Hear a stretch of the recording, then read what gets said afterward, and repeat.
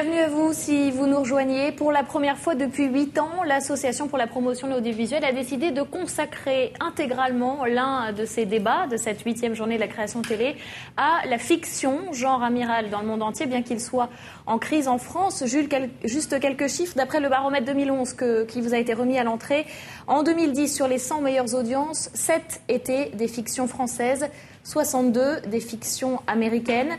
Et pour la deuxième année consécutive, le volume de fiction produite en France a baissé. Les investissements des chaînes privées dans la fiction française également ont baissé de 10%. Et nous allons nous intéresser précisément ce matin au rapport entre création et programmation. Avec nos invités que je vais vous présenter tout de suite. Thomas Anargyros, vous êtes producteur, Cipango Europacor. Vous avez produit notamment 13, Coluche, l'histoire d'un mec. À côté de vous, Sylvie Coquard, scénariste. Au milieu, Bénédicte Lesage, vous êtes productrice, Mascarade Film. Vous avez produit notamment La journée de la jupe sur Arte. Cathy Vernet, qui est également réalisatrice, scénariste, créatrice de la série Hard sur Canal+. Philippe Landré, qu'on a présenté tout à l'heure ce matin, Jean-François Boyer, comme un homme de l'ombre. Vous êtes le directeur délégué à la programmation de France 2. Vous nous direz tout à l'heure si vous êtes ou non un homme de l'ombre à votre avis. Et puis Viviane Godefroy, directrice générale des programmes de M6. Alors Thomas, et puis évidemment, je le répète, vous avez évidemment la parole dans la salle. Quand vous le souhaitez, n'hésitez pas à la solliciter pour qu'on engage un nouveau débat. Thomas Anargyros, ce n'est pas un scoop, la fiction française est en crise. Je donnais quelques chiffres en introduction. Les créateurs, les scénaristes, les réalisateurs, les producteurs ont le sentiment d'une défiance des chaînes françaises à l'égard de la fiction française. Pourquoi ? D'abord, je voudrais parler de ce pourquoi, avec Jean-François, on a choisi de parler de la programmation. C'est que c'est un lieu qui est resté jusqu'à très peu de temps un lieu très mystérieux. Bon, il se trouve que moi, j'ai eu la chance, après avoir été producteur et avant de le redevenir, de travailler dans 2 chaînes de télévision, une publique et une privée, et donc de vraiment travailler au plus près de la programmation et de comprendre qu'est-ce que c'était que la programmation. C'est un lieu très très spécifique, mais finalement pour tout le monde, pour les producteurs, les réalisateurs, les auteurs, c'est le monde de l'invisible, effectivement, comme on le disait tout à l'heure, d'une certaine façon. Ils sont cachés derrière. Nous, on a un certain nombre d'interlocuteurs.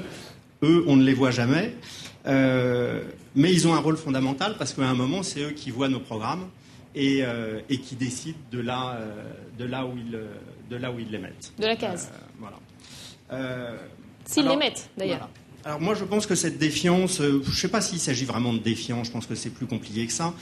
Pour faire vraiment un rapide retour en arrière, pendant 10-20 ans, la fiction française a plutôt très bien marché, avec des programmes assez classiques, qu'on a connus, qu'on a tous absolument en tête. Et puis un certain nombre de films et de séries qui, à certains moments, ont fait évoluer, ont fait avancer un peu les choses. Je pense à Cran, au Combat de femmes, au Mercredi de la vie de France 2, PJ Avocats et Associés, les grandes coproductions comme Monte Cristo, les premiers films politico-historiques.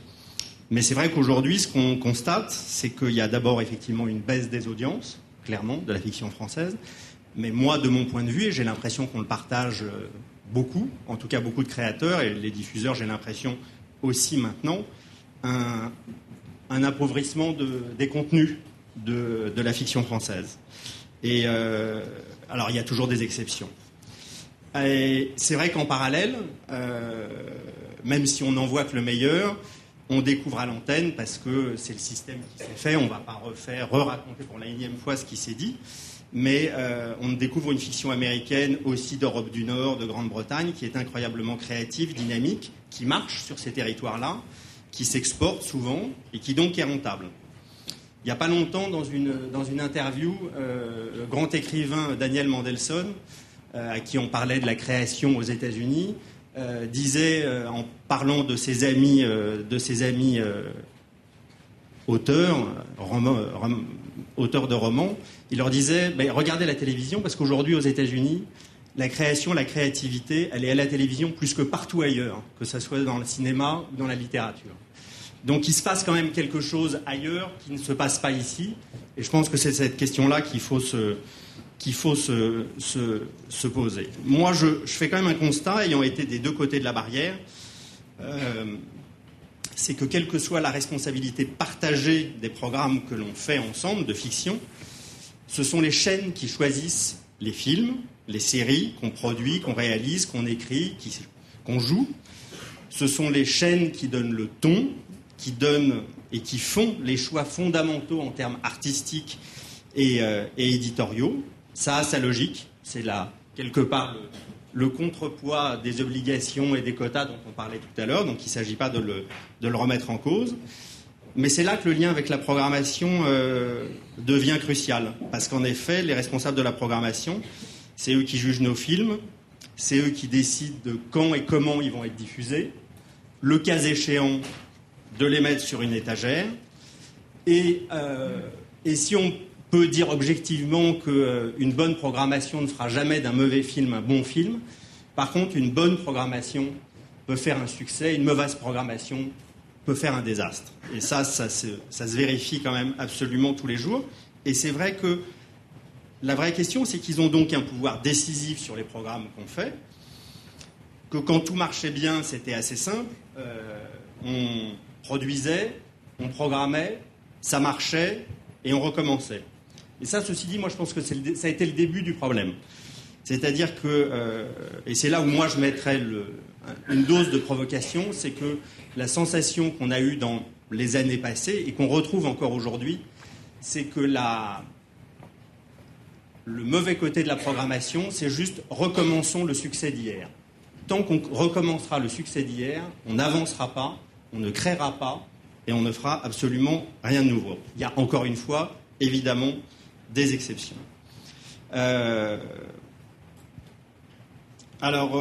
Voilà, aujourd'hui, c'est vrai que ça marche moins bien. Les responsables de la programmation, bien qu'invisibles, ont un poids de plus en plus déterminant dans les chaînes. C'est juste une évidence, on le sait tous, donc c'est pas la peine de penser autre chose. C'est pour ça que je pense que c'est un souhait commun des producteurs, des auteurs, des réalisateurs, qu'ils apprennent à mieux connaître notre travail. Comment est-ce qu'on fabrique un film? Comment est-ce que ça s'invente? La durée, toutes ces choses-là, qui viennent sur le terrain, et que nous aussi, on puisse dialoguer avec eux et comprendre comment est-ce que ça fonctionne. Et c'est vrai que je pense qu'à un moment où, en réalité, que ça soit les directeurs de programme, les directeurs de programmation, et nous, on veut une fiction plus créative, il faut que le dialogue change. On ne peut plus être juste producteur, auteur, réalisateur, en face d'un conseiller de programme, en face d'un directeur de la fiction, éventuellement dans certains rendez-vous. C'est pour ça que, je sais, j'en ai parlé avec Jean-Pierre, il voulait en parler ce matin, il m'a dit, finalement, parce que tu voulais en parler, fais-le. Aujourd'hui, je ne sais pas s'il y a des gens de TF1, de France 3, de Canal, je ne sais pas, je ne les ai pas vus. Il y a des gens d'M6, de France 2. Il y a un moment, j'avais envie, c'est un mot peut-être stupide, mais c'est vrai que j'avais envie de parler d'états généraux. C'est-à-dire qu'à un moment, on se réunisse vraiment, chaîne, créateurs, directeurs des programmes, de la programmation, et qu'on essaye de mieux se comprendre, de mieux s'entendre, puisque après tout, on a tous envie de faire différent. Je pense que si on continue comme on est parti, on va juste continuer à s'appauvrir en termes de contenu et d'audience, et que c'est une catastrophe annoncée. Voilà. Et puis, je pense qu'il y a une chose qui est absolument fondamentale. C'est vrai que le problème d'une direction des programmes, d'une direction de la programmation, c'est finalement la gestion du risque de l'audience, service public compris, parce que finalement, aujourd'hui, ça reste... on va dire la presse, la renommée d'un programme est importante, mais ce qui reste toujours à l'arrivée, c'est l'audience. Et voilà. Et c'est vrai que je pense que si on veut plus de créativité, plus de succès, ça ne se fera pas sans prise de risque. J'ai lu ce week-end un petit truc rigolo que je vais vous lire. C'est un peu idiot, ça parle de cinéma, mais par rapport à cette histoire de prise de risque, ça m'a plu. C'est un documentaire qui passe ce soir après la diffusion de Vol au-dessus d'un nid de coucou. Le grand acteur Kirk Douglas a lu les épreuves du livre avant sa publication et en a acheté les droits. Il a été l'instigateur d'une pièce de théâtre qui se joue à Broadway, puis a cherché à en faire un film, dont aucun studio n'a voulu. Ce nouvel exemple de l'aveuglement des déciveurs est savoureux. Les gens qui savent ce que le public attend, ce qui peut et doit générer un succès, ont décrété que le sujet était déprimant et que personne n'avait envie de voir des malades mentaux. Ces gens-là, comme il en existe encore partout au poste clé, se fourrent le doigt dans l'œil, excusez-moi, là je cite le journaliste, Vol au-dessus d'un nid de coucou sera l'un des rares films à remporter les 5 Oscars principaux, film, réalisateur, scénario, acteur, actrice, et sera un succès mondial. Alors, ça peut évidemment pas se résumer à cet exemple-là, mais je pense que voilà, c'est quand même un exemple à méditer. Merci beaucoup pour cette introduction.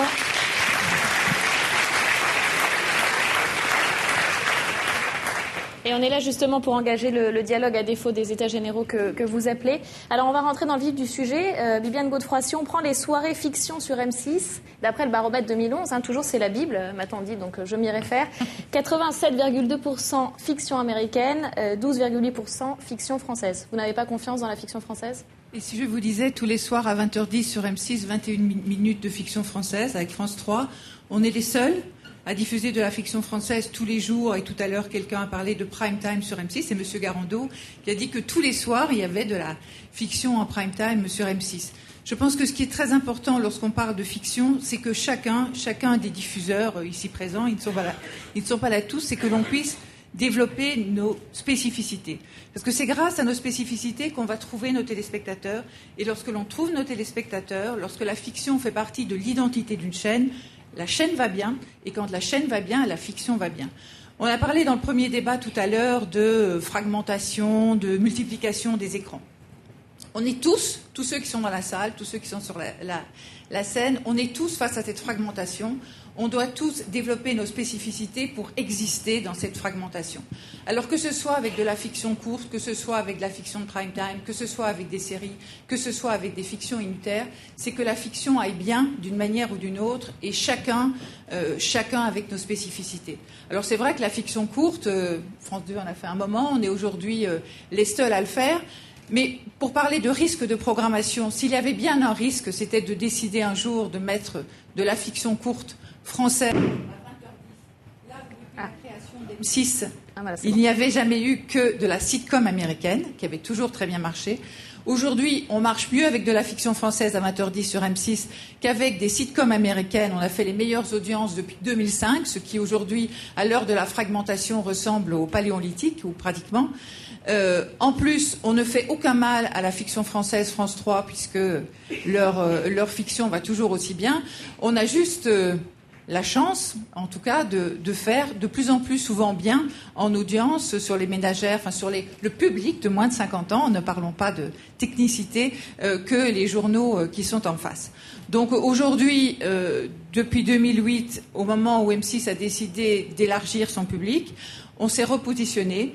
Et il y a une chose qui est très importante que je rajouterai à ce que Thomas a dit tout à l'heure. Le programmateur, et je pense que Philippe Landré ne me contredira pas, il n'intervient pas uniquement au moment où il reçoit des films et où décide de où il va les mettre, ou s'il va, pour certains, les laisser sur les étagères. Il est très important que dans les chaînes de télévision, les programmateurs interviennent dès le départ. Car rien n'est plus important que de savoir les gens à qui l'on s'adresse.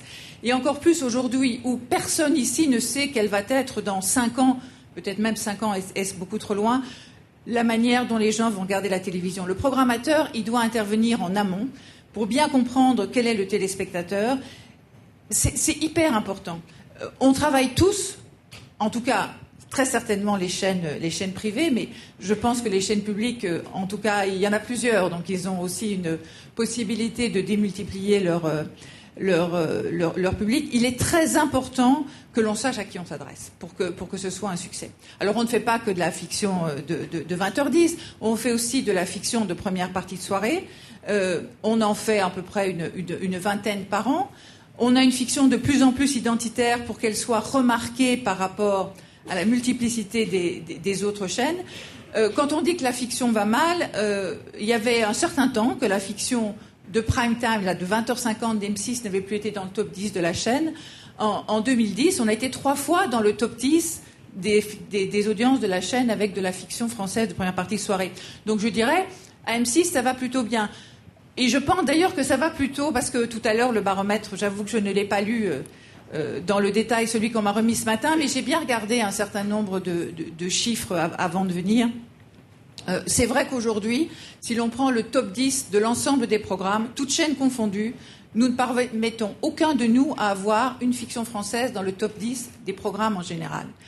Mais dans le top 20, pour l'instant, on n'a pas M6, mais nous allons y arriver. Il y a 3 fictions françaises dans le top 20 de la fiction par rapport aux chaînes américaines. Et au mois de juin, puisque à la moitié de l'année, il y a plus de fictions françaises. Donc moi, je trouve un certain nombre de signes positifs, tant chez moi, bon là, je dirais que moi et mes équipes, nous sommes directement responsables, mais également dans le paysage audiovisuel. Et quand je regarde aussi de très près les audiences de la fiction américaine, même si c'est vrai qu'il y en a beaucoup chez moi et chez d'autres, elle n'est pas en train de progresser en termes d'audience, sauf peut-être une exception près. Elle est plutôt en train de baisser. Donc la télévision est toujours faite de cycles consécutifs. Voilà, nous sommes tous sans doute un peu responsables de l'existence parfois peut-être trop présente de la fiction américaine, mais je pense que chacun chez nous, on a envie que la fiction française marche mieux et qu'on fait tout pour ça. Tout va bien alors, Bénédicte Lesage, vous êtes rassurée ? Rassurée, peut-être pas encore, non ? Pas tout à fait. Non, moi ce que je pense, c'est qu'aujourd'hui, pour reprendre le débat précédent, on arrive à un carrefour. La télévision connectée, c'est en même temps, quand on voit l'écran avec les sous-écrans, c'est et fascinant et terrifiant. C'est-à-dire comment on peut, à l'intérieur de ça, créer de l'œuvre. Qu'est-ce que c'est une œuvre ? C'est un regard sur le monde, c'est une nécessité dans une société, c'est une nécessité pour le lien social. Et l'œuvre, comment elle va rester au centre de cette multiplicité d'écrans où on pourra en même temps regarder une œuvre, en même temps réserver un billet d'avion, en même temps parler à son copain sur Facebook. Qu'est-ce qu'on propose aussi ? Et moi, je pense que ça, c'est... Je m'excuse, j'agrandis un tout petit peu la réflexion. Qu'est-ce qu'on offre aux jeunes aujourd'hui comme propositions culturelles, propositions d'œuvres qui correspondent en même temps à leurs usages, mais qui leur apportent une réflexion sur le monde et une place dans ce monde. Et je pense que, voilà, moi cet écran qu'on a vu tout à l'heure de télévision connectée, il est fascinant et terrifiant. Donc on a tous une responsabilité aujourd'hui, on a un carrefour très important. Je reprendrai l'idée de résistance. La résistance, c'est quoi ? C'est s'engager. Alors à quoi on s'engage tous aujourd'hui, que ce soit les auteurs, les réalisateurs, les producteurs et les diffuseurs ? On est obligé de s'engager à créer des œuvres très fortes. Si ces œuvres ne sont pas fortes, on a des œuvres, et pas simplement parce qu'on a beaucoup cité les États-Unis, le monde anglo-saxon, mais on voit que ça soit en Israël, on voit dans les pays scandinaves, qu'ils ont réussi à renouveler leur fiction domestique. Donc c'est possible, et pas simplement dans un monde anglo-saxon et un monde américain où les financements sont très différents d'une autre. Mais à chaque fois, on y est arrivé quand on a replacé la création au centre. C'est-à-dire que c'est chacun son rôle. C'est effectivement le rôle d'un diffuseur ou d'un éditeur, que ce soit sur les nouveaux médias, c'est de définir des lignes éditoriales, une singularité, une spécificité. Et je suis d'accord avec Bibiane, dès l'amont, parce qu'on est obligé de savoir, nous, dans quel cadre on travaille. Mais après, je pense que là, il faut laisser une vraie autonomie artistique aux créateurs aujourd'hui, qui en ont vraiment besoin. Il faut leur faire confiance. Il faut être transparent dans nos relations. Et si on ne laisse pas cette autonomie à la création, on ne créera pas de programmes forts qui pourront résister à cette multiplicité d'écrans qui est très volatile et qui, par rapport à un temps consacré à une œuvre, nécessite... Il faut que ces œuvres, elles parlent de notre monde. Et je pense qu'on peut faire tous une critique et qu'on peut tous partager, c'est que notre fiction, pour le moment, elle parle pas vraiment de notre monde, elle ne parle pas souvent des questions que se posent les gens, des problématiques fondamentales. Et ça, il faut qu'on y aille. Et on ne peut pas y aller sans la confiance des diffuseurs et sans, effectivement, ce que disait Jean-François, de l'audace. C'est-à-dire, c'est de l'audace, toujours de l'audace, encore de l'audace. Face à ça, nous, on a une légitimité d'avoir, au niveau des créateurs, une envie que ça marche. Il ne faut pas penser que les créateurs ont juste envie de faire quelque chose et pas envie de rencontrer un public. Ça, c'est faux. Il y a une rigueur de travail qu'il faut qu'on mette en place. Il y a des processus de travail qui ne sont pas aujourd'hui adaptés aux enjeux. Il faut que chacun soit à sa place. Et puis, il ne faut pas oublier, parce qu'on n'en a pas beaucoup parlé, je trouve, on a, avec l'arrivée de la télévision connectée, la chance de pouvoir réfléchir des œuvres globales, que ce soit en fiction, en documentaire, et comment on va pouvoir faire circuler les publics d'un écran à un autre. Et ça ne peut pas être que juste en termes de service, mais ça doit être aussi en termes d'œuvres et en termes de création. Et là-dessus, je pense qu'on n'a pas pour le moment... il y a eu beaucoup d'expériences, entre autres grâce au CNC, qui a permis de pousser un peu le monde de la création à réfléchir. Mais côté diffuseur, éditeur de services, on n'est pas encore allé assez loin pour répondre sur une télévision connectée. C'est quoi une œuvre qui se déploie sur une télévision connectée et qui n'est pas juste là pour vendre du popcorn ou des services de notre personnage prend l'avion, on va pouvoir prendre un avion pour pas cher, réserver un hôtel. On doit autre chose au public. Et si on le réfléchit pas maintenant, je dirais la technologie va prendre le pas sur la création. Et ça, c'est extrêmement grave. Alors, Philippe Landré, Thomas Nargirus nous rappelait l'importance de la programmation qui peut éventuellement décider d'un succès, à défaut de transformer un mauvais film en bon film. Et puis Bibiane Godefroy nous disait l'importance d'intervenir en amont, dès le début des discussions. Alors quand on a préparé cette table ronde, tout le monde était ravi que vous soyez là parce qu'il paraît que personne ne vous a jamais rencontré. Comment se fait-il que J'en suis pas sûr. Comment se fait-il que ce dialogue n'existe pas assez, disons? Mais on parlait d'hommes de l'ombre, évidemment, je n'en suis pas un. Je connais un certain nombre de personnes ici, plutôt des producteurs plus que des créateurs et que des réalisateurs, évidemment. Mais pour caricaturer un peu les propos de Thomas, les programmateurs ne sont pas des hommes dans leur bureau, seuls, avec 3 téléviseurs et en train de regarder 3 fictions en même temps, des documentaires, des séries américaines et des cides. Voilà, les choses comme ça. Évidemment, on partage beaucoup de choses. Moi, j'ai une équipe de 15 personnes avec moi, j'ai des gens qui visionnent. C'est une discussion permanente avec l'unité de programme. On est en interactivité permanente, on fait des réunions toutes les semaines, on se voit toutes les semaines pour parler des programmes. Les programmations, elles s'envisagent globalement dans une grille. C'est sûr que c'est compliqué d'isoler juste la programmation de la fiction, mais les programmations globalement se font dans des grands équilibres d'offres évidemment de programmes, d'audience également, je pense qu'il faudra qu'on en parle, des équilibres financiers, des équilibres de communication. Bibiane a raison évidemment sur le principe d'associer les programmateurs au choix des programmes. C'est là où on fera mieux notre métier. Évidemment, c'est sûr que si tout le monde part sur la même idée, la même volonté et à la même vision de ce que va être le programme, ce sera beaucoup plus simple pour en faire la programmation et en faire la promotion. Donc là, il est là, n'hésitez pas à lui poser toutes les questions que vous souhaitez. C'est l'occasion, Thomas Nargirus. Juste intervenir parce que c'est vrai que, c'est ce que je disais tout à l'heure, je pense qu'on est arrivé à un stade où de toute façon on ne peut plus fonctionner comme avant, et où effectivement il faut qu'on se voit, il faut qu'on se rencontre, il faut qu'on se parle. En même temps, il ne faut pas se leurrer sur le fait que ce dont je parlais tout à l'heure, c'est-à-dire que aujourd'hui, la perception globale des créateurs, et je pense qu'elle est probablement évidemment un peu caricaturale, mais elle n'est pas fausse non plus, parce que je pense que c'est aussi ce qui a abouti à la fiction française qu'on a aujourd'hui, qui n'est quand même pas celle qu'on a dans les pays dont parlait tout à l'heure Bénédicte, Europe du Nord, Angleterre, États-Unis, Israël, et il y en a d'autres. Mais cette tentative de reproduire le succès de la veille, et c'est vrai que moi qui ai quand même travaillé dans 2 chaînes, une publique, une privée, on sait que cette tentation est toujours là, toujours forte, et on sait aussi que c'est souvent de la programmation, pas partout, ça dépend évidemment des gens qui y sont à un moment ou à un autre, mais que peut venir cette tentation du formatage.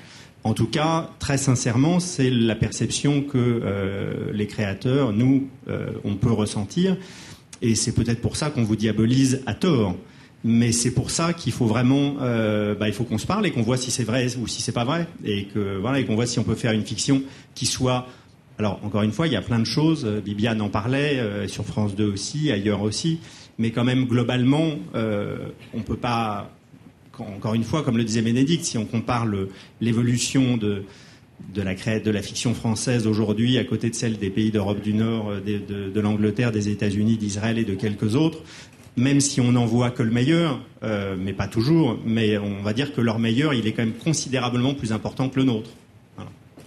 Moi, je te rejoins là-dessus, et je vais peut-être surprendre beaucoup de gens, mais c'est clair que plus l'offre augmente et plus la segmentation est présente, plus les antennes doivent être identifiées et du coup avoir des programmes qui leur sont propres, et c'est pas en répétant forcément les succès d'hier qu'on va y arriver, et on le voit parce que on peut faire le constat, je le partage aussi avec toi. Après, la faute à qui, on n'est pas là pour parler de ça, mais c'est vrai qu'on a eu tendance globalement en France à reproduire ces recettes, et c'est pour ça en particulier qu'on a pris. Mais alors c'est là où je le dis parce que c'est important, tant pis, c'est du tac au tac, mais aujourd'hui quand on va à France Télévisions ou quand on va à France 2, et je travaille avec France 2, on fait des films formidables ensemble, mais malgré tout le mot qu'on entend à chaque réunion, c'est fais pas ci, fais pas ça.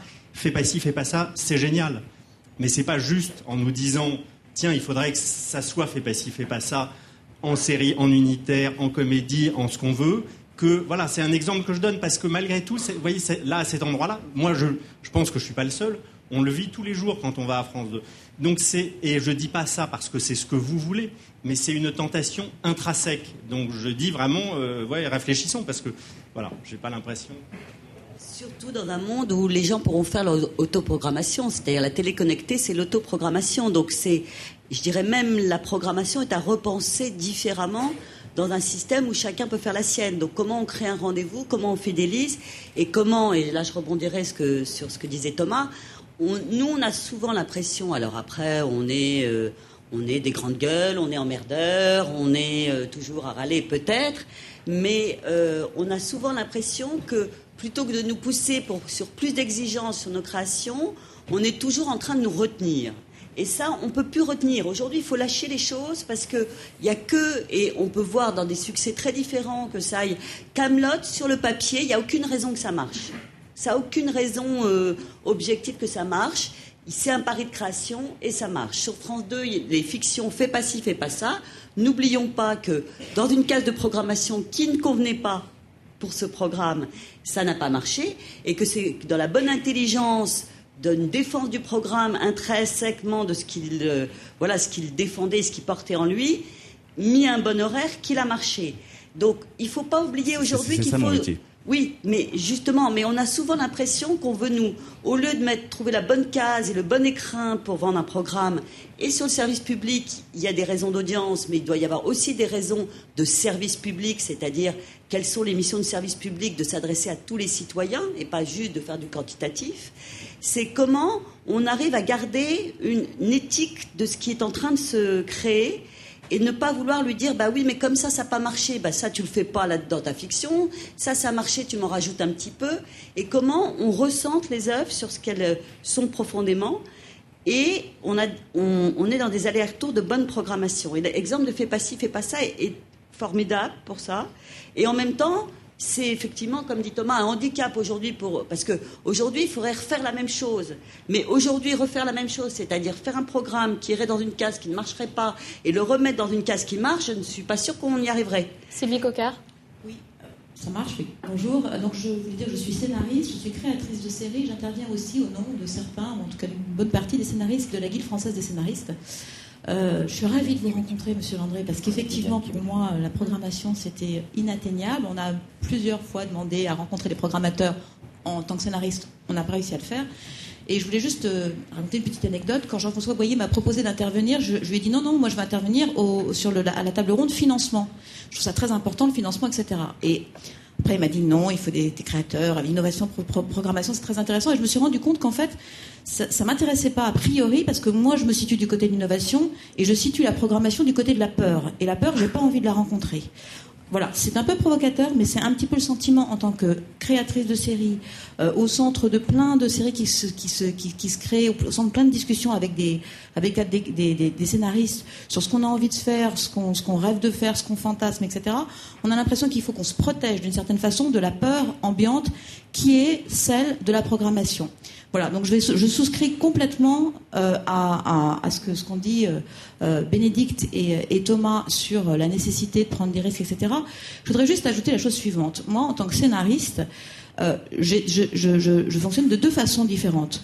Soit j'initie un programme, qui peut être une série ou autre chose, Et c'est finalement, ça part de rien. Ça rentre pas a priori dans une case. C'est juste quelque chose que j'ai envie de raconter parce que depuis des années j'ai envie de le raconter, parce que j'ai des personnages à faire vivre, parce que j'ai des choses à mettre en œuvre, des histoires ou des problèmes à régler personnels que je vais régler à travers la série que je fabrique, souvent avec d'autres gens. Soit je réponds à des appels d'offres, à des propositions, propositions de producteurs qui émanent de producteurs, où je suis au courant d'appels d'offres qui émanent de la chaîne. Dans les deux cas, la programmation m'importe, mais surtout, pour le moment, elle m'importe comme un problème. Parce que dans les deux cas, je vais fabriquer une série pour une telle case, a priori, pour tel public, etc. Et j'ai beaucoup de chance, au moment où le programme sera diffusé, que la cible, qui était dans mon esprit, en discutant avec le producteur, etc., ne soit pas celle en face de laquelle va se retrouver le programme. Et d'autre part, quand la chaîne initie des appels d'offres, ou quand la chaîne initie des demandes de programme, elle vous dit, bon, alors on veut un public jeune, plutôt féminin, plutôt citadin. Donc, vous pouvez réfléchir et créer un truc dans ce style de contrainte. Après tout, la contrainte, ça fait partie aussi de la création. En tout cas, quand on regarde les peintres du Quattrocento, on s'aperçoit qu'ils n'en ont pas souffert. Donc moi je pense qu'on peut intégrer un certain nombre de contraintes. Il faut simplement que ces contraintes, une fois dites, soient respectées. Or ce qui se passe, c'est qu'on va fabriquer un programme pour un public féminin, jeune, citadin, et que le programme va être diffusé devant un public qui va être des très très jeunes alors que c'était pas prévu, ou pas très féminin et qu'on veut atteindre finalement le public des 15-25 ans, ados, tout sexe confondu. Autrement dit, il y a quelque chose de la rigueur de la programmation et du message de la programmation qui n'existe pas aujourd'hui pour moi, qui n'existe pas, qui n'est pas dit, qui n'est pas communiqué, sur lequel on n'a aucune prise, et pourtant on est censé naviguer dans les différents écueils de la programmation. Voilà, donc j'ai plutôt des questions à vous poser. Viviane Godefroy. Je voudrais surtout, et je l'entends un peu peut-être d'ailleurs dans mon discours aussi, mais dans le discours dans les paroles qui sont prononcées ici, c'est que surtout ce que l'on doit obtenir, c'est la création et la programmation qui travaillent ensemble. Parce que je vais prendre deux exemples qui ont été cités. Fais pas ci, fais pas ça, je ne l'ai vu qu'en tant que téléspectateur. C'est vrai qu'il y a eu un changement de case, mais il y a eu un changement de contenu énorme entre ce qui avait été diffusé le dimanche ou le samedi à 19h et le prime time. Je vais prendre un autre exemple que je connais mieux, qui est Kaamelott sur M6.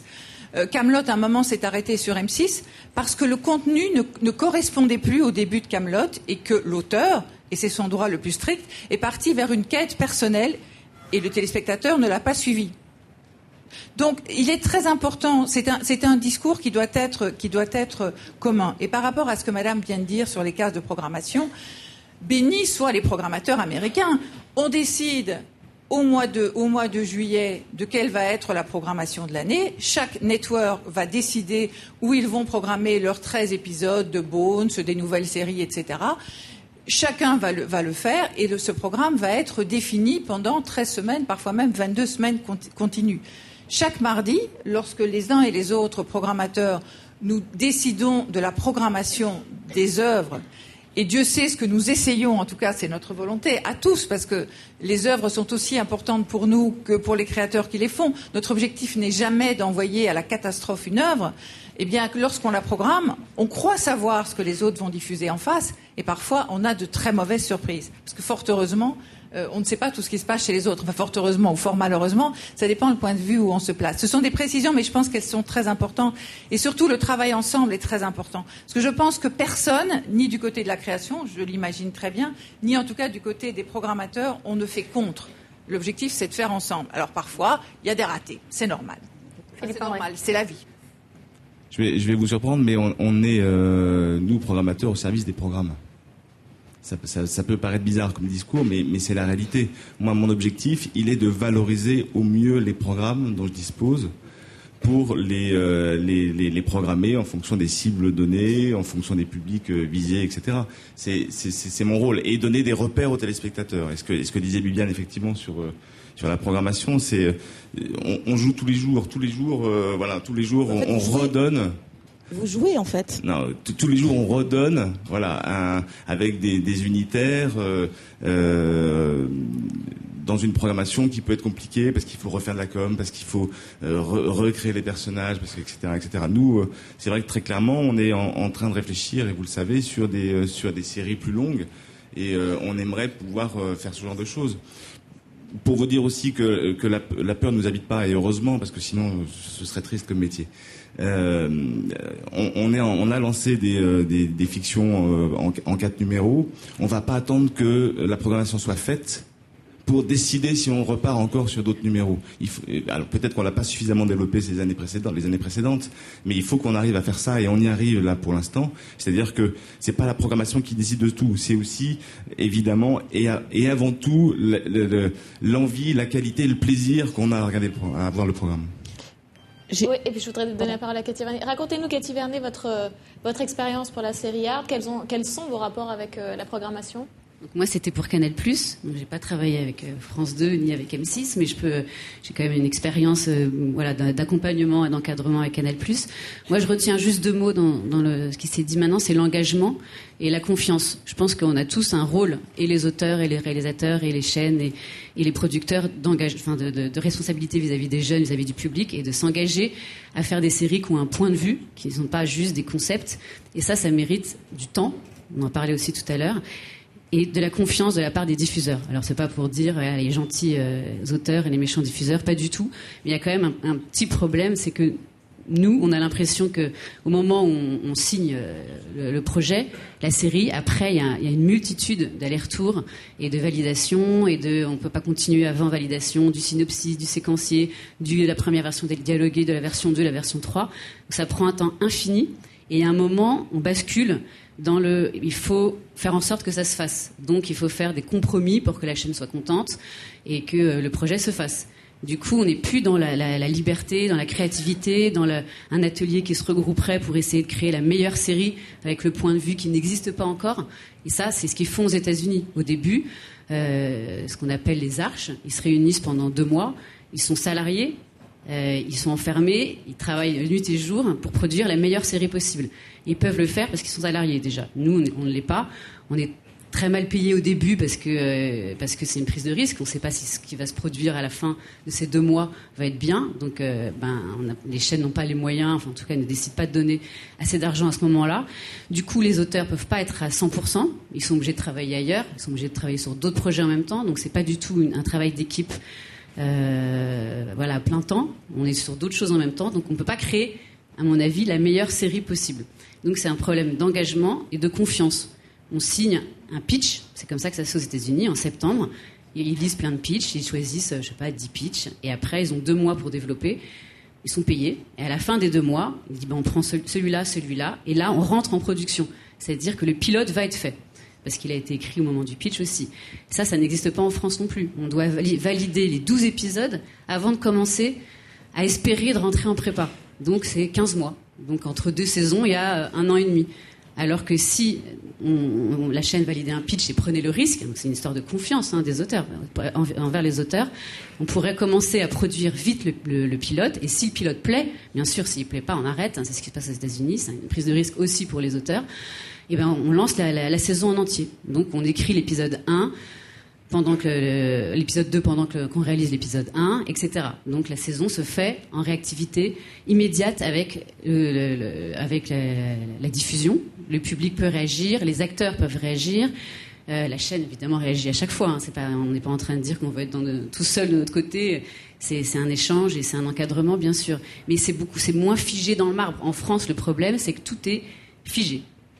Il faut écrire, valider, survalider, et ensuite on produira, ensuite on tournera, ensuite on diffusera, et ensuite on se rendra compte que le public n'est pas forcément content, alors que ça pourrait être en réaction continue comme ça, et plus vivant. Donc je pense que là où on pourrait se réunir et discuter, c'est trouver un moyen d'organisation ensemble pour qu'il y ait une prise de risque et une confiance envers les auteurs. Thomas Nargiros et puis Sylvie Cocard. Je voudrais rebondir sur ce que vient de dire Cathy, qui est absolument fondamental. Et il ne s'agit pas de stigmatiser les mauvais diffuseurs et les gentils créateurs, parce qu'on sait tous très bien qu'il ne s'agit absolument pas de ça. En même temps, il y a une réalité qui est que dans la crise de la fiction française qu'on connaît, on va dire, depuis 4-5 ans, il y a eu un durcissement très fort, et c'est ce que décrit Cathy, qu'on ressent tous, c'est-à-dire que les diffuseurs... tant que la fiction marchait, finalement, il y avait une sorte de fonctionnement de gré à gré où les choses marchaient. Quand ça a commencé à moins marcher, et moins ça a marché, et plus les chaînes ont dit, écoutez, voilà, on a des obligations de production, on est content de faire de la fiction française, c'est important pour nos chaînes, mais c'est néanmoins des obligations. Et puis on a des services des études, et puis on a des directions de la programmation. Donc nous, on sait comment il faut faire. Et c'est vrai que de plus en plus, ça rejoint ce que dit Cathy, moi je vous le dis parce qu'on en discute à l'USPA, on en discute avec la SACD, avec les réalisateurs, avec tout le monde, c'est un sentiment partagé, c'est-à-dire que de plus en plus, on se retrouve face à des chaînes qui nous disent on sait ce qu'il faut faire, donc voilà, il faudrait que vous fassiez comme ça, il faut que vous fassiez ça, parfois c'est il faut, mais c'est à minimum il faudrait. Et c'est vrai que de ce point de vue-là, je pense que c'est le drame de la série, des séries françaises, c'est-à-dire que tant qu'on restera sur ce modèle de on fait un pilote ou alors on fait éventuellement 6 fois 52 minutes dans le meilleur des cas, qu'on écrit pendant 2 ans et puis qu'on diffuse, dont on a éventuellement commencé l'écriture avant, etc. Je prends un exemple, je voulais pas parler de choses qu'on ait produites, mais je le prends juste là 2 secondes parce qu'on l'a fait en plus avec Bibiane, avec M6, avec Canal+ et M6 sur la série 13, mais on est aujourd'hui en juin 2011. En juin 2010, il y a exactement 1 an, on avait le pilote écrit de la série 13, on avait 4 storylines. Exactement à cette même date, à mi-juin 2010, Canal+, M6, les partenaires canadiens, américains, internationaux ont dit « Ok, on part sur la série ». On est rentré en tournage de la série 13, donc de 13 fois 1 heure, le 13 septembre, avec donc 3 scénarios écrits. On a fini de tourner fin février 2011 et la série a été diffusée sur Canal+ à partir de mi-avril 2011 et la diffusion est terminée depuis 1 mois et on est fin juin. Donc tant qu'on continuera à produire... Alors je ne dis pas que le modèle peut se transposer du jour au lendemain, mais je sais que France Télévisions réfléchit à une charte du développement qui voulait installer une saisonnalité des projets de série. Moi, je dis une saisonnalité des dépôts de projets de série. Ça n'a d'intérêt que si on installe une saisonnalité de la diffusion et qu'on installe quelque chose. Alors, il ne s'agit pas de copier le modèle américain, mais en tout cas, une série, c'est pas en lançant un 90 minutes et en voyant comment il marche, ou dans le meilleur des cas, 6 fois 52 minutes qui sont diffusées en 3 ou en 2 soirées, et ensuite dont on va diffuser la suite au mieux 1 an et demi après, qu'on va installer des séries en France, qu'elles soient bonnes ou mauvaises, mais en tout cas, on n'installera pas de séries. Voilà. Alors, je vous laisse répondre et puis je vous donne la parole. Évidemment, je partage ton analyse sur ce type de schéma. C'est clair qu'on doit développer beaucoup plus de pilotes et partir en production et ne pas forcément attendre la programmation pour continuer et à relancer un nombre de séries derrière, parce que c'est clair que on va pas réussir à imposer des marques, on va pas réussir à imposer de la fiction comme ça. Donc je partage ton analyse et ce serait beaucoup plus simple. C'est ce qui se passe malgré tout, mais c'est vrai qu'on est en train de réfléchir à un schéma un peu différent. Alors ça va pas s'appliquer pour toutes les cases de la fiction évidemment, mais on doit aller en partie vers ce modèle, parce que on n'arrivera jamais à imposer des séries sinon. Alors Sylvie Coquard. Oui, alors je souscris évidemment à ce que dit Cathy Vernet. Et par exemple, sur les 2e séries, à France Télé, il y a une charte de développement qui est en cours. Les 2e saisons, c'est-à-dire à partir du moment où il y a eu des premiers épisodes en montage ou existants, l'idée c'est de les reprogrammer vite, de renvoyer les auteurs à leur plume très vite pour pouvoir créer une 2e saison. Et il faut absolument intégrer le fait que si la 2e saison n'est pas commandée sur un nombre suffisant d'épisodes avec de l'argent de façon suffisante, on ne pourra pas monter d'atelier, donc on ne pourra pas écrire de façon pertinente et rapide. Donc on n'atteindra pas le but poursuivi par France Télé, qui a priori, enfin France Télé et les autres peut-être, qui est a priori d'avoir des saisons qui courent d'une année sur l'autre. Moi j'ai quand même une question en matière de programmation pure. C'est qu'est-ce qui fait que Le Village Français est diffusé le jeudi, puis le samedi, puis le dimanche? Qu'est-ce qui se joue là, qui est pour moi de la défidélisation du public et qui est quelque chose d'assez courant? Je ne parle pas d'M6, parce qu'M6 a une science de la défidélisation de ces séries, une espèce de un art particulier pour diffuser des séries avec des épisodes comme ça, 2 puis 1, puis voilà, pour des histoires de coups de grille qu'on peut entendre mais qui sont difficilement compréhensibles quand on a travaillé 2-3 ans en amont, producteur, créateur, de tout à coup voir des choses qui sont sacrifiées purement et simplement à l'autel de l'audience, alors que l'idée c'était éventuellement aussi à travers la fiction d'avoir justement de l'image. Voilà.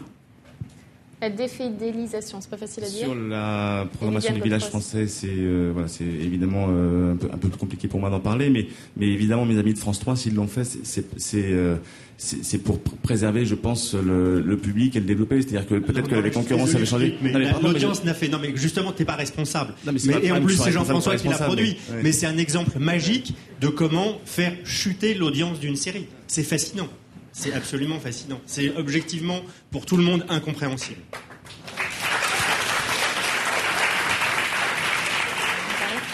Non mais, pardon, mais si je peux en dire un mot, je crois que ça a été fait pour de bonnes raisons. Ça a été fait pour de bonnes raisons, de ce que j'ai compris, et ça a été pensé. C'est-à-dire que la série a... Non, mais il n'y a pas de malice dans ce que je dis. La série a bien marché, effectivement, le jeudi. Elle a réuni un large public, mais c'était déjà il y a 3 ans, attention. Et notamment un public de jeunes. De ce qu'on a cru comprendre, il y avait beaucoup de 4-14 ans, ce qui était surprenant. Peut-être parce que c'était la fin de semaine et qu'il y avait peut-être plus de jeunes devant la télévision en cette fin de semaine. Comme ça a bien marché, de ce que j'ai cru comprendre, effectivement, il a été décidé de tester d'autres cases de programmation. Et on vient de décider avec France 3 en revanche, et c'est pour ça que je crois que ce débat d'aujourd'hui est très important, de se parler. Et effectivement, maintenant, avec France 3, depuis 2 saisons, on a un dialogue, et avec la direction de la fiction, et avec la programmation, sur qu'est-ce qu'on doit faire, comment est-ce qu'on doit le programmer. On a créé un lien, voilà, entre, je dirais, les 3 pôles, création, programmation et direction de la fiction. Je peux répondre à la défidélisation de la programmation d'M6. La seule chose qui correspond au coup de grille, c'est le fait que l'on n'ait pas une case de fiction régulière en première partie de soirée. On a tous les jours à 20h10 de la fiction française. On n'a pas une case à 20h50 de fiction française tous les jours. Voilà. Ensuite, lorsque l'on a des fictions françaises à programmer, comme le disait Philippe tout à l'heure par rapport à sa chaîne, comme pourrait le dire mon directeur de la programmation, l'objectif, c'est de trouver la meilleure audience pour un programme. Et je dirais même, on applique à la fiction française ce que l'on applique au cinéma. C'est-à-dire qu'il n'y a pas non plus de case régulière de cinéma sur M6. Et on essaye pour chacun des films, comme pour chaque téléfilm, de trouver la meilleure case. Voilà. Prenez votre micro. Pardon. En matière de séries, c'est hallucinant d'entendre ça. On a très peu de séries de première partie de soirée. Vous n'en avez plus, mais vous en avez. Mais bon, je connais ce que j'ai programmé et pour l'instant, on fait plutôt de la fiction unitaire. Moi, je vais mettre les pieds dans le plat parce que j'étais à M6 avant que Bibiane y soit, donc il n'y aura pas de corrélation. Mais à M6. À M6, à un certain moment, la fiction française de prime time, on sait très bien que dans une chaîne, on peut ou pas privilégier tel type de programme. Voilà. Et je ne dis pas que c'est le cas aujourd'hui à M6. En l'occurrence, le 20h10, c'est un succès est un succès énorme. Mais objectivement, mais je ne parle pas que d'M6. Mais objectivement, on sait très bien, on peut pas. Chaque chaîne peut décider en fonction de ses nécessités que tel type de programme, fiction américaine, cinéma français, magazine, fiction française, documentaire, magazine, etc., a telle ou telle importance et qu'il est, encore une fois, j'ai passé 2 ans et demi à France 2, 4 ans à M6, avec beaucoup de bonheur et de passion. Et j'ai aussi découvert ça, et c'est passionnant, mais il faut juste qu'on s'en parle. C'est-à-dire qu'à un moment, c'est vrai qu'à un moment, une chaîne peut choisir de privilégier tel type de programme, et puis à l'intérieur de tel type de programme, plutôt tel ou un tel. Voilà, mais c'est tous ces sujets-là qu'on doit aborder ensemble. Mais à partir du moment où on les met à l'antenne, l'importance pour nous de les mettre à l'antenne et de réussir leur mise à l'antenne est aussi importante que pour vous. Et ça, vous devez le savoir.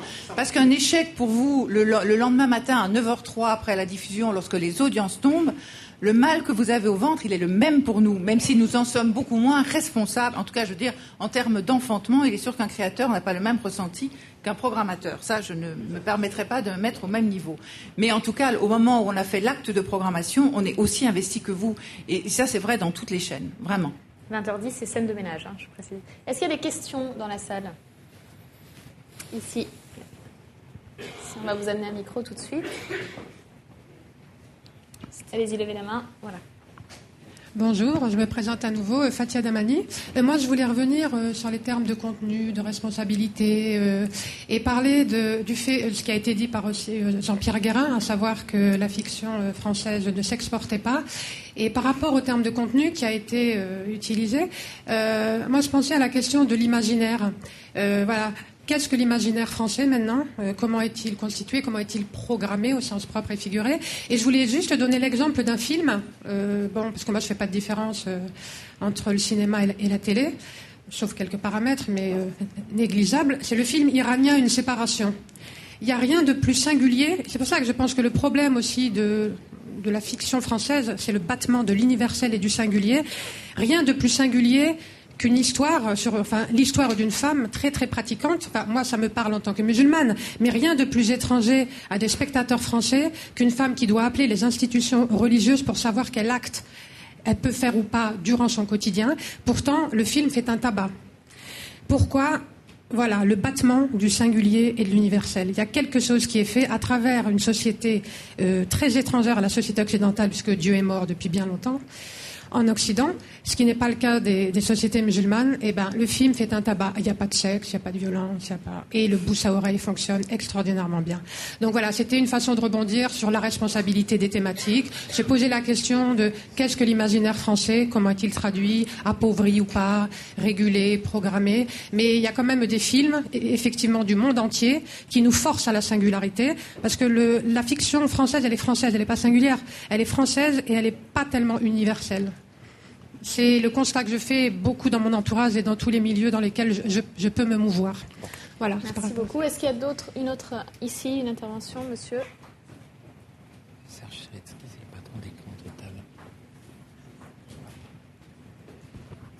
Oui, je voulais savoir pourquoi en France, en prime time, on a la durée du film, 90 minutes ou 100 minutes, alors que dans la plupart des pays, c'est 52 minutes. Et donc, quand on a des séries, même les séries américaines, on les diffuse par 2 ou 3 épisodes. Qu'est-ce qui fait que maintenant c'est une règle, alors que ça serait quand même avantageux de pouvoir étaler une série sur 6 mois? Je ne comprends pas cette différence fondamentale avec tous nos voisins. Julien Godefroy, Philippe Landré qui veut répondre. C'est effectivement la marque de fabrique de la France. On est dans un principe de réalité.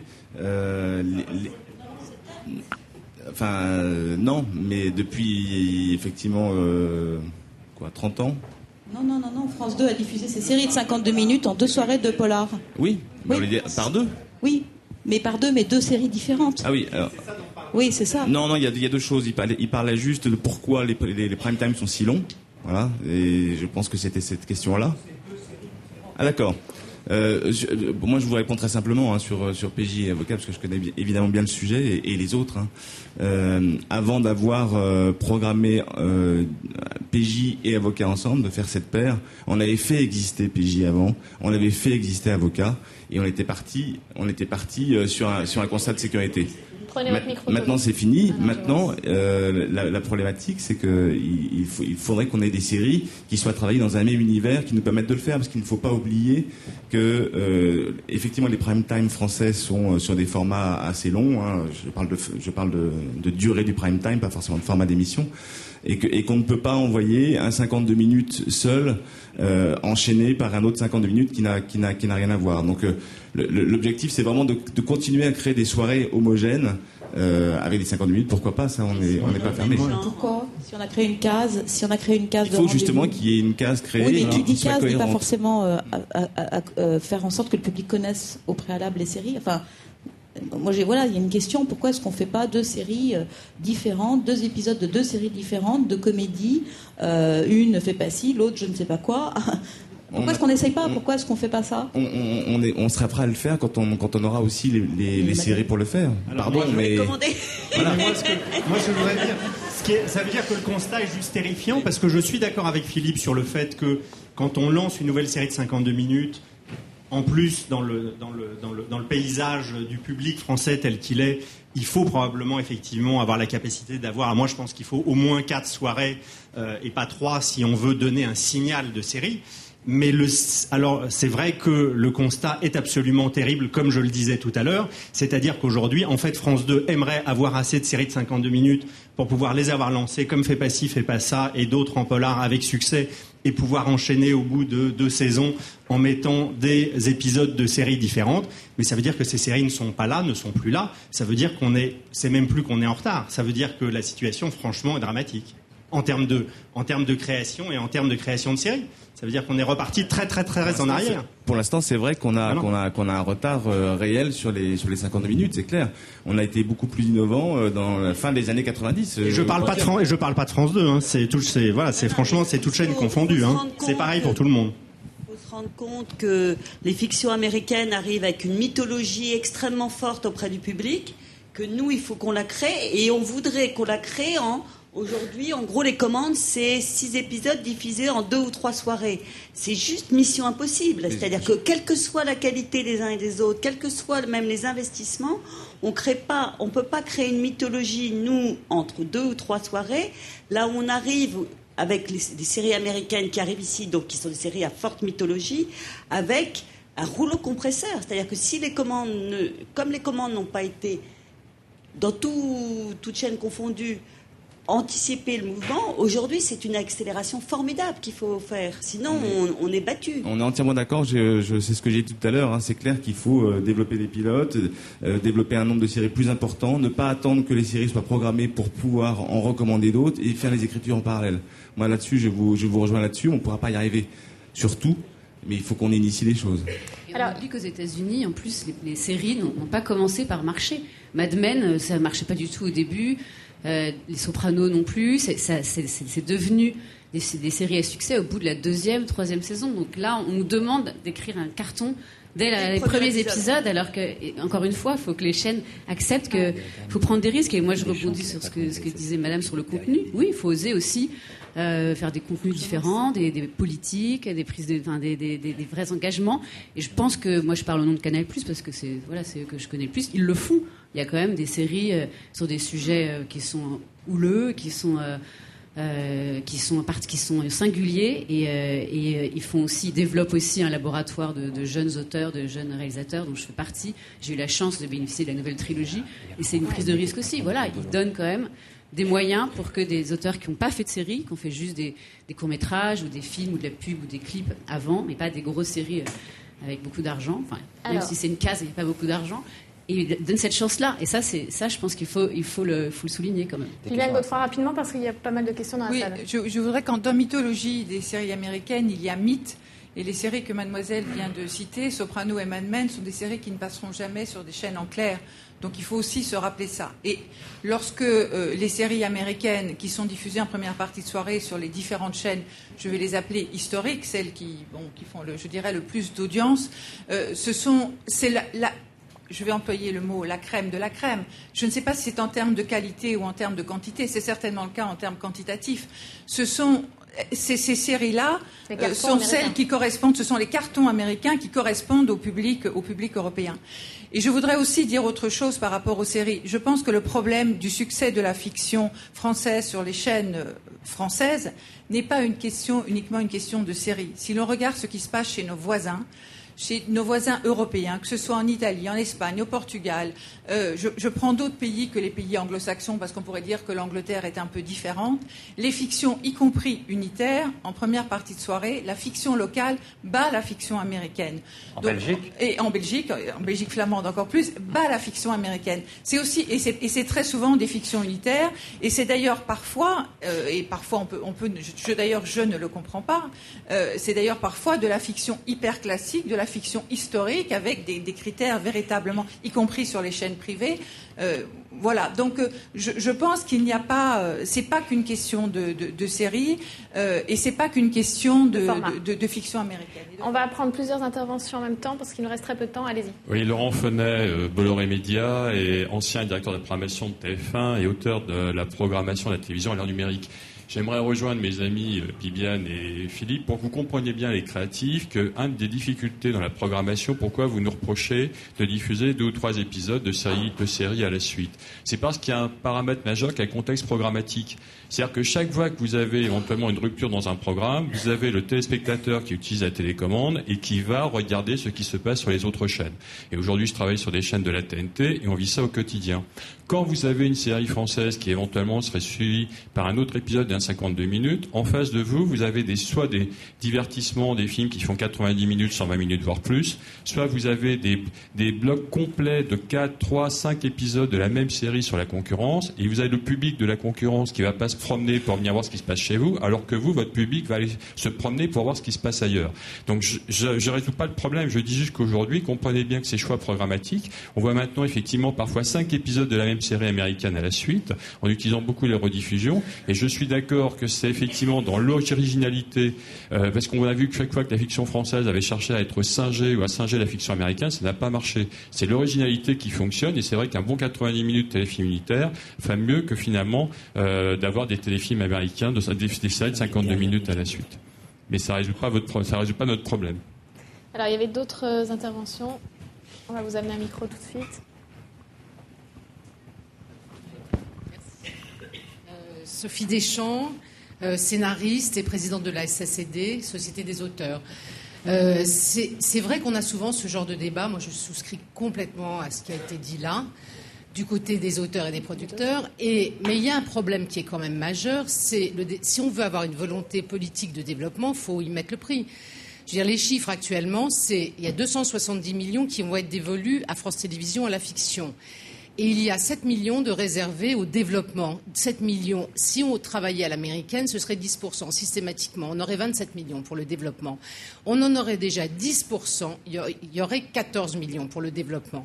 Or, le développement, qu'est-ce que vous voulez faire quand vous ne donnez jamais les moyens d'aller faire du repérage, de creuser la société, de se documenter sur la société dont on veut parler, de travailler le look d'une série, de vraiment travailler, je veux dire le développement pour l'instant, tant que vous n'aurez pas une véritable volonté de financement du développement, tout ce genre de débats resteront des blablas, parce que l'éditorialisation est une catastrophe. Sur les chaînes, on le sait tous, Thomas, tu en as très bien parlé. Et le financement, vous dites on finance, mais dans les chiffres, c'est une catastrophe.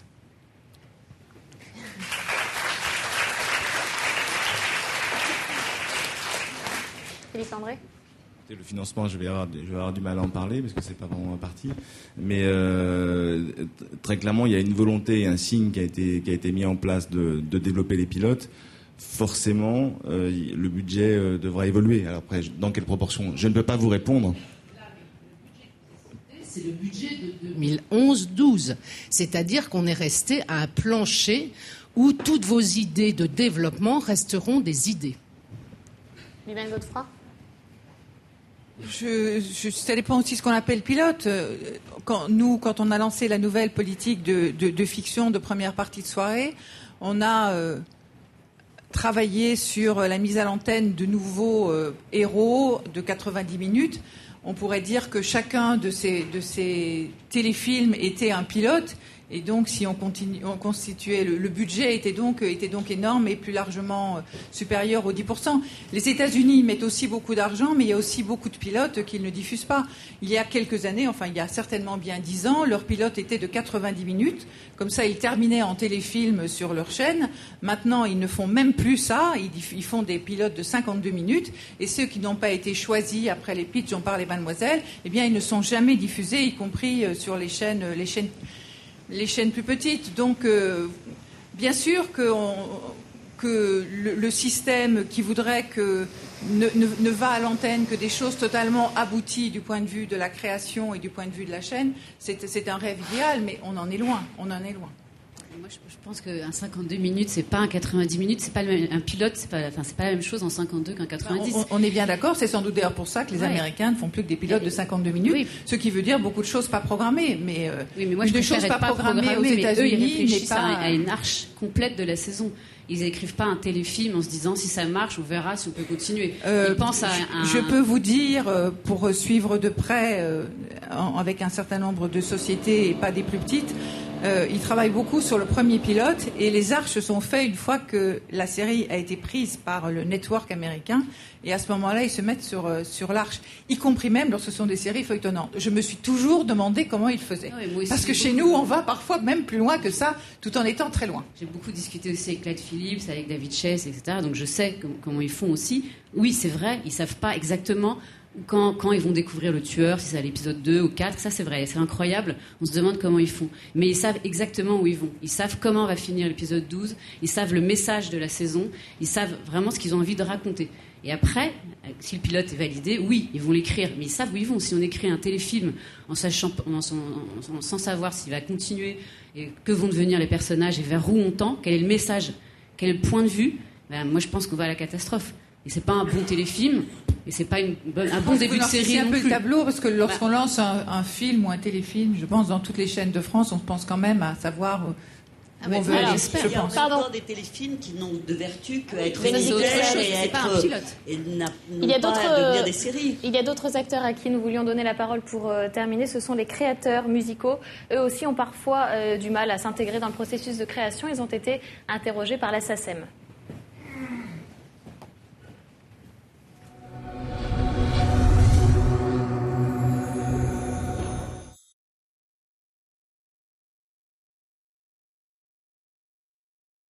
Beaucoup de producteurs, réalisateurs, etc. connaissent le texte, donc peuvent parler du dialogue, peuvent parler du montage, de l'image, de la lumière, mais la musique, pas tellement. Il y en a qui le font très bien. Moi, avec les documentaires, avec Ecomédia, on a beaucoup de discussions en amont. Puis en plus, c'est un super terrain d'expérimentation, les documentaires. Je suis arrivé à la télévision, on va dire, par le cinéma. C'est par des chaînes de production avec lesquelles j'avais travaillé qui m'ont recontacté par la suite pour travailler dans le domaine de la télévision. Je travaille pour, par exemple, des catalogues de musique à l'image. Dans ce cas-là, on peut composer de la musique pour un film imaginaire. J'estime qu'à partir du moment où je travaille pour un catalogue, je sais que les musiques vont être utilisées, et donc je ne vais pas être surpris, ou je suis agréablement surpris souvent. Je suis venu vraiment par la chanson, quoi, à travailler à l'image. Utiliser le fait qu'il n'y ait pas de moyens pour faire une musique différente avec d'autres instruments qui coûtent moins cher, ça peut être super intéressant. Toutes les contraintes sont intéressantes quand elles sont bien utilisées. C'est assez peu souvent le cas à la télévision, même si je trouve que c'est meilleur quand même. On voit quand même maintenant des téléfilms qui pourraient sortir au cinéma, quoi. Je structure, on va dire, la musique sur tout le long du film, et puis ça permet aussi de donner les choix d'instruments ou les choix de couleurs que je veux proposer. Et puis après, à partir de là, on discute. Moi, j'aime bien essayer de proposer directement beaucoup de musique pour que finalement ils soient un peu coincés avec mes maquettes, je dirais, mais qu'on soit tout de suite avec la musique originale de leur film. Parce que sinon, en montage, ils ont besoin de monter sur de la musique, souvent. Et alors, ils prennent des disques, que ce soit des musiques de film ou n'importe quoi. Et puis, alors, je me retrouve avec un film complètement musicalisé. Et puis, là, ça coince. Même si on parle un langage différent, on est dans le même bateau, quoi. On ne veut pas leur coûter cher, on veut embellir leur film. Donc, on a envie que si on a un peu plus d'argent et qu'on peut enregistrer même un quatuor à cordes, par exemple, et pas devoir tout faire ensemble, le quatuor à cordes, il peut changer complètement la musique, rien que par l'émotion humaine. La seule chose qui importe, au fond, c'est la qualité du film. Voilà, témoignage de compositeurs sur leur expérience dans le processus de création de la fiction. Merci à tous, merci pour ce dialogue engagé entre programmation et création. Et pour terminer cette matinée, je laisse la parole à Michel Boyon, le président du CSA.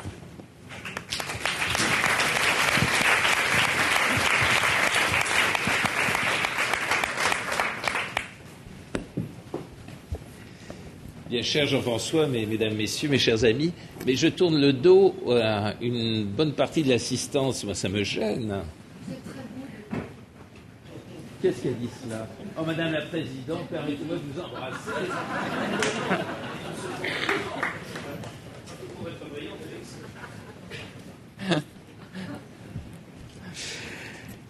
Ce que je viens d'entendre le montre. Quelqu'un a parlé de dialogue engagé. C'est vrai que la grande chance du secteur culturel en France, et donc la grande chance du secteur audiovisuel et cinématographique, c'est que c'est le seul secteur économique, pas un gros mot, le secteur économique, c'est le seul secteur économique dans lequel les différents partenaires ne cessent de dialoguer en fonction de leurs intérêts légitimes, particuliers, aussi en fonction de la recherche de l'intérêt général.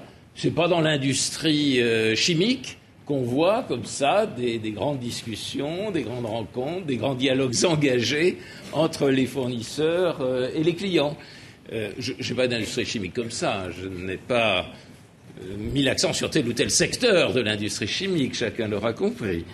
Mais c'est pas non plus dans la banque, c'est pas dans les activités de services traditionnelles, c'est vraiment cela, et c'est ça qui fait la force de ces journées de la création, c'est qu'elles sont le reflet de débats qui sont des débats où on apprend toujours beaucoup de choses, qui sont des débats passionnés, il y a parfois des engueulades, mais c'est de l'engueulade que naît quand même le progrès. De toute engueulade naît un bien. Donc ça, c'est le monopole du secteur audiovisuel, du secteur du cinéma. Et donc c'est très bien. Alors on va parler plutôt de la création audiovisuelle, puisque c'est le thème de ces journées auxquelles nous convie Jean-François Boyer. Je dois dire, je le ferai exceptionnellement, cher Jean-François. Tu vois, je m'inspire d'un texte que j'ai écrit, ce qui est rare, mais c'est une marque de considération pour toi et pour l'assistance. Et j'en parle d'autant plus facilement que la création est vraiment au cœur des préoccupations du CSA. Je sais que beaucoup d'entre vous dans cette salle sont persuadés du contraire. Parfois, ils nous l'écrivent avec plus ou moins de gentillesse. Parfois, ils nous le disent avec plus ou moins d'agressivité. Mais c'est quand même cela. Et moi, je considère que le CSA est le pèlerin de la création audiovisuelle. En tout cas, je me considère personnellement comme étant le pèlerin de la création. Et cela qu'il s'agisse de la qualité des contenus proposés au public, de leur valorisation, de leur juste rétribution, qui est un aspect essentiel, bien sûr, de leur exposition. Et en témoigne, par exemple, le travail qui a été fait récemment au CSA, où nous avons réactualisé l'étude qui avait été faite en 2006 sur la circulation des œuvres et qui a débouché sur la création d'une fonction de médiateur du CSA pour la circulation des œuvres audiovisuelles et cinématographiques et par la désignation de Dominique Richard, qui est peut-être présent dans la salle. Il était là tout à l'heure. Pardon ? Il était là en début de matinée. Il était là tout à l'heure. Et donc qui œuvre depuis quelques semaines maintenant sur ce sujet avec l'expertise que nous lui connaissons. Alors c'est vrai que j'ai souvent des motifs de satisfaction et mes camarades du Conseil, Francine Mariani Ducret en tête, l'ont aussi en constatant, par exemple, le dynamisme et la très bonne santé de l'animation française. Même s'il y a des moments qui sont un petit peu plus difficiles que d'autres, c'est tout simplement le reflet d'une autre grande réussite française qui est celle de la bande dessinée. En revanche, c'est vrai, et que j'en parlerai un petit peu plus, ça ne veut pas dire que je néglige le spectacle vivant, ça ne veut pas dire que je néglige le documentaire, bien au contraire. En tant qu'allié des créateurs, je reste très préoccupé par les résultats de l'étude que le Conseil a faite l'année dernière et que nous avons rendue publique, et qui montre la place de la fiction américaine dans les pays européens.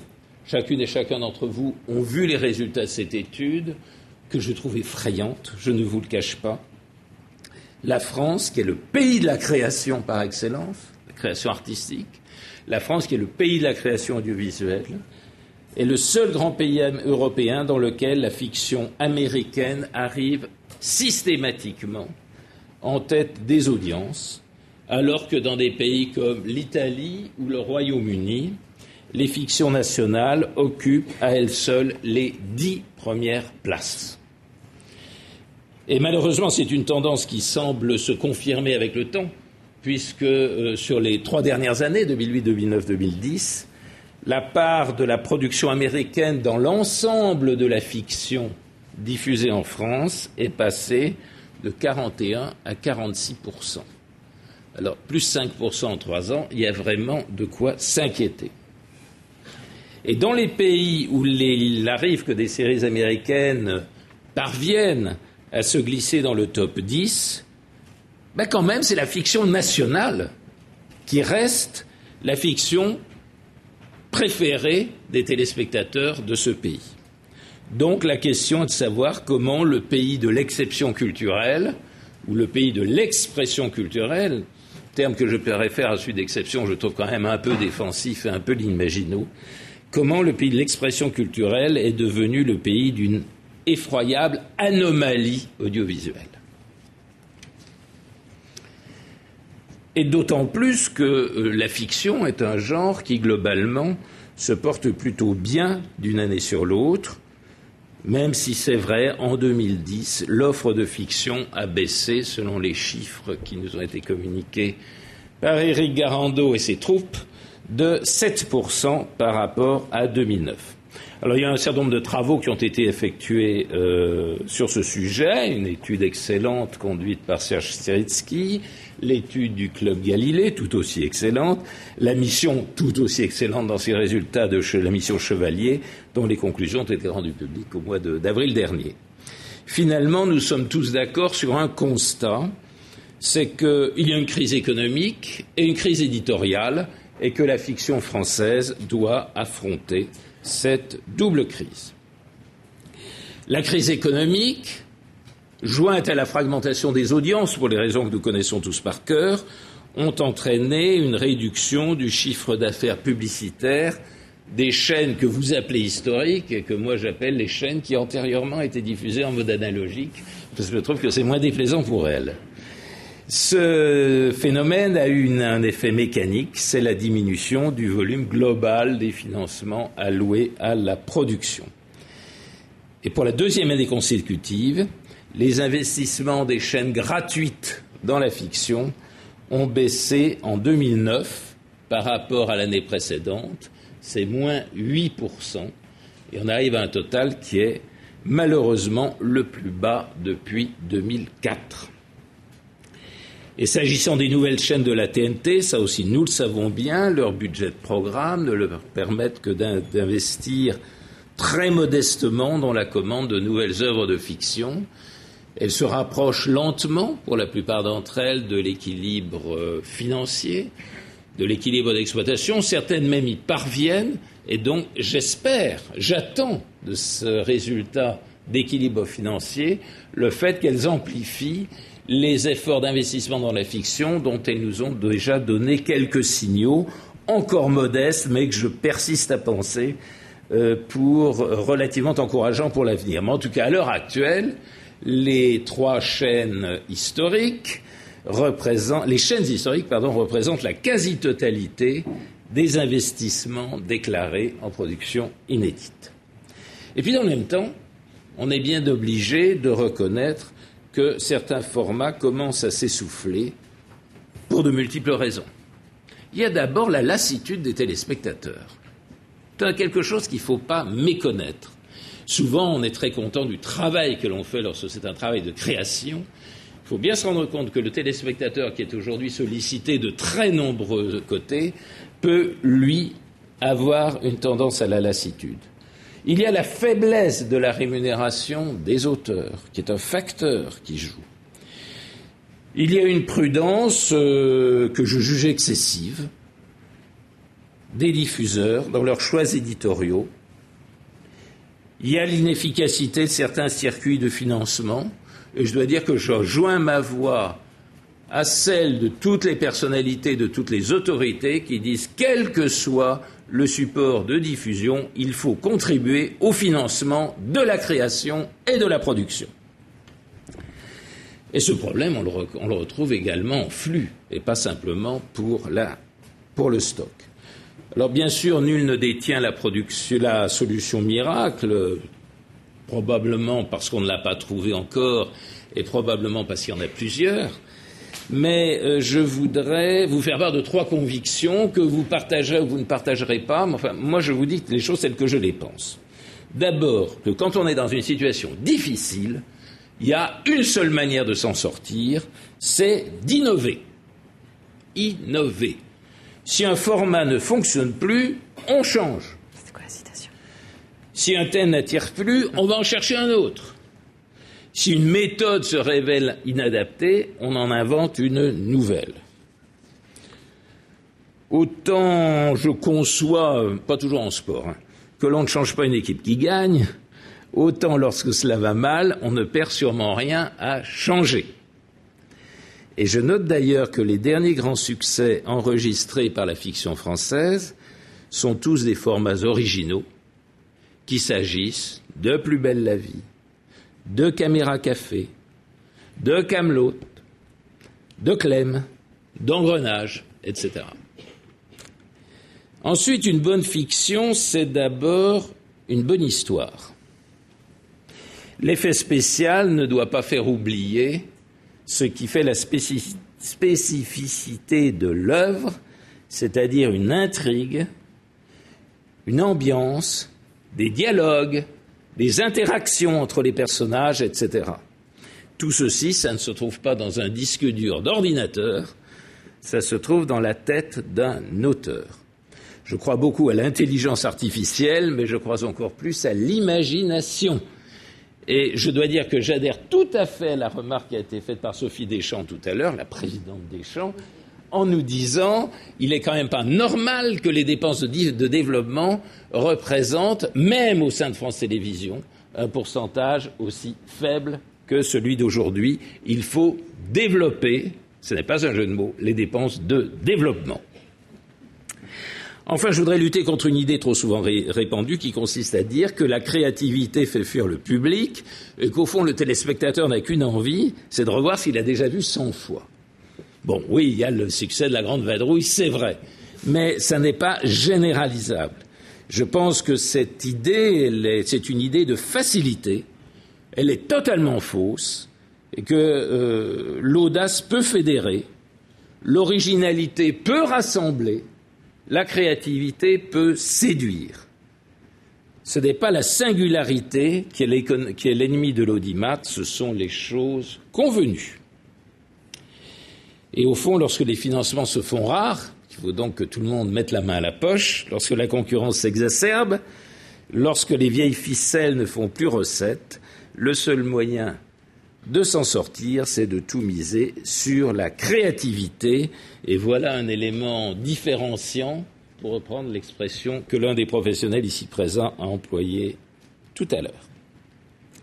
Donc j'ai la conviction que tout ce qui ira dans le sens que je viens d'indiquer ira forcément dans le bon sens. Vous avez sans doute déjà eu l'occasion de les évoquer, indépendamment de ce que j'ai entendu au cours de vos travaux ce matin, et je voudrais revenir sur quelques-unes d'entre elles. D'abord, et ce n'est pas par basse démagogie devant vous que je le dis, nous devons impérativement mieux rémunérer les auteurs, qui sont, si j'ai bien compris, payés en fonction du format du projet. Et donc, si j'ai bien compris, plus le format est court, et vous me démentirez si j'ai une bêtise, moins la rémunération est élevée. Ce qui est quand même, sur le plan artistique, il faut le reconnaître, un véritable contresens, ou même un non-sens.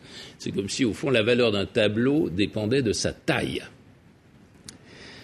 Ensuite, chacun sait que le système est ainsi fait que l'écriture en France souffre d'un sous-financement chronique. Nous avons entendu Sophie Deschamps tout à l'heure. Il faut incontestablement réorienter une petite partie des financements destinés à la production vers la conception pour changer durablement les choses. Lorsqu'on lance une série, on prend un risque, cela a été souligné tout à l'heure. Ce risque, ce sont les 5 ou 10 pilotes qui pourront peut-être être abandonnés.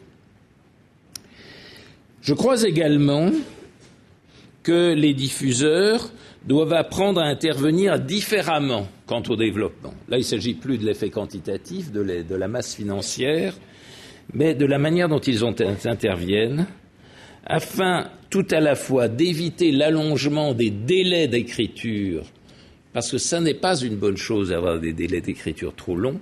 Il vaut peut-être mieux avoir des équipes d'auteurs, comme ça se passe notamment aux États-Unis, et des délais plus courts. C'est un point de vue personnel. Et il faut éviter surtout un encadrement trop strict de la créativité. L'écriture, elle est l'affaire de l'auteur, la production, elle est celle du producteur. C'est deux jobs différents. Je suis comme toujours convaincu également que les chaînes publiques peuvent et doivent jouer un rôle d'incubateur de fictions innovantes en respectant des règles précises garantissant, par exemple, des délais de réponse relativement courts, en tout cas plus courts que ceux d'aujourd'hui, la prédominance de l'écriture, la définition d'un calendrier d'écriture, la création de séries pouvant être diffusées sur plusieurs saisons. Si les chaînes publiques font cela de manière plus systématique, je ne vois pas pourquoi, le succès aidant, les autres grandes chaînes ne suivraient pas ce mouvement. Enfin, nous devons penser à l'avenir, c'est-à-dire aux jeunes auteurs. ceux-là même qui, nourris de culture populaire et parfois de culture plus recherchée, manient à la perfection tous les codes des séries à succès. Nous avons de formidables écoles. Je pense au Conservatoire européen d'écriture audiovisuelle, je pense à la FEMIS, à la création de laquelle j'ai eu le privilège de participer en 1986-87, mais bien souvent, reconnaissons-le, malgré les efforts qui sont faits dans ces deux établissements, l'écriture reste un peu le parent pauvre des enseignements. Et je pense qu'il faut aller je pense qu'il est possible, et donc si c'est possible, il n'y a pas de raison de ne pas le faire, d'aller beaucoup plus loin en prévoyant notamment la création d'une ou deux filières spécialisées dans ce domaine. Quand M. Frédéric Mitterrand avait été nommé directeur de l'Académie de France à Rome, la Villa Médicis, je lui avais dit bravo d'abord, et dans un second temps, je lui avais dit écoute, il y a un petit peu d'audiovisuel, de spécialistes de l'audiovisuel, d'artistes de l'audiovisuel qui viennent à la Villa, ils sont très peu nombreux, mais pourquoi ne pas utiliser le cadre de la Villa pour faire un atelier d'écriture audiovisuelle? Il m'avait dit oui, il est parti, et il n'y a pas d'atelier. Bon, notre culture audiovisuelle, elle est intrinsèquement liée à la culture de l'écrit. C'est vrai en radio, lorsque l'on rédige une chronique, bien sûr. C'est vrai aussi en télévision. Si je vous dis tout ça, c'est pas uniquement pour rattraper notre retard, mais pour préparer l'avenir, parce que nous sommes en train de vivre, en tout cas nous allons avoir à affronter un vrai choc avec le développement des téléviseurs connectés. Le CSA a organisé, vous vous en souvenez, le 29 avril dernier, un colloque sur ce sujet au musée du Quai Branly, qui était le premier grand colloque organisé au monde sur le phénomène des téléviseurs connectés, sur les conséquences qu'il pouvait avoir, sur les plans économiques, sur les plans culturels, sur les plans artistiques. Et il y a des choses extrêmement intéressantes qui ont été dites sur ce sujet, mais avec des éléments d'incertitude terribles, et notamment le calendrier. Parce que finalement, personne n'est capable aujourd'hui de dire à quelle date le téléviseur connectable sera effectivement connecté à l'Internet, et ensuite à quelle date il sera effectivement utilisé comme un moyen d'accès à Internet. Alors certes, le Cimavellec nous dit cette année on va vendre environ 25 à 30% de téléviseurs qui seront connectables, mais une fois qu'on a dit ça, on ne sait pas grand-chose de plus, et l'expérience américaine est loin d'être concluante à ce sujet. Mais en tout cas, le téléviseur connecté, il est là, il frappe à nos portes. L'impression que l'on a aujourd'hui, mais ce n'est pas une raison pour s'endormir, c'est que les téléviseurs connectés peinent à convaincre dès maintenant le grand public faute d'une ergonomie suffisamment simple d'utilisation. Mais l'évolution est en marche et vous voyez bien que les grands diffuseurs sont en train de développer leur propre plateforme pour être prêts le moment venu. Alors pour la création, c'est l'objet de notre rencontre d'aujourd'hui, le développement des téléviseurs connectés, c'est bien sûr un défi, c'est aussi une chance. C'est un défi parce que de nouvelles entreprises, qui ne seront pas nécessairement françaises, viendront directement concurrencer les grandes chaînes, ce qui pourrait se traduire notamment par une nouvelle baisse de l'audience de ces grandes chaînes, de leur chiffre d'affaires, et donc de leur contribution à la production. D'où la nécessité de diversifier les sources du financement de la création audiovisuelle et cinématographique dans d'autres pays. Mais il faut voir aussi les choses de manière positive, et pas s'enfermer derrière une quelconque ligne Maginot. Le téléviseur connecté, c'est aussi une chance pour la création française, parce que les grandes chaînes n'auront plus d'intérêt direct à bâtir une stratégie qui privilégiera les séries américaines.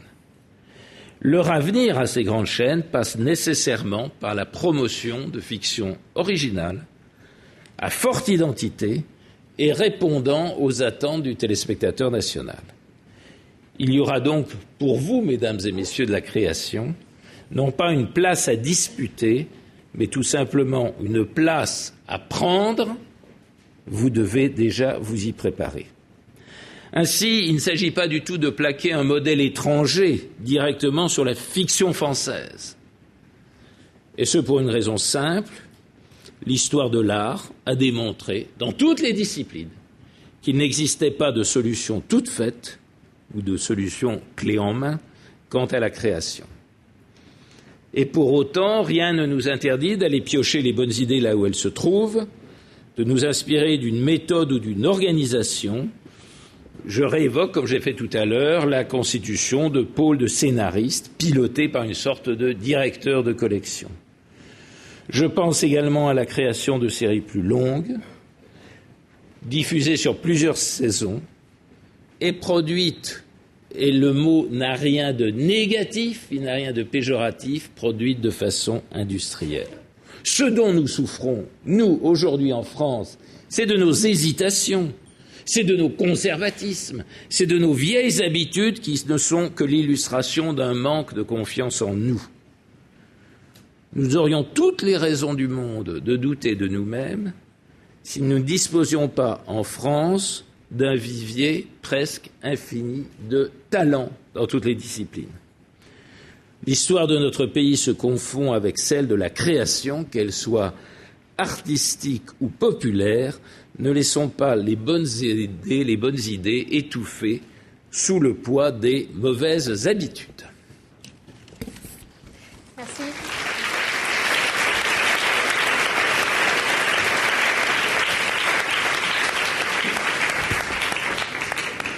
Merci beaucoup, Michel Boyon. Et vous avez prononcé le mot qui est revenu très régulièrement tout au long de la matinée et qui, si l'on en croit l'ensemble des interlocuteurs, doit être le mot d'ordre. Le maître mot de la création télé, c'est l'audace. Ben voilà, il n'y a plus qu'à la mettre en action. Merci à tous.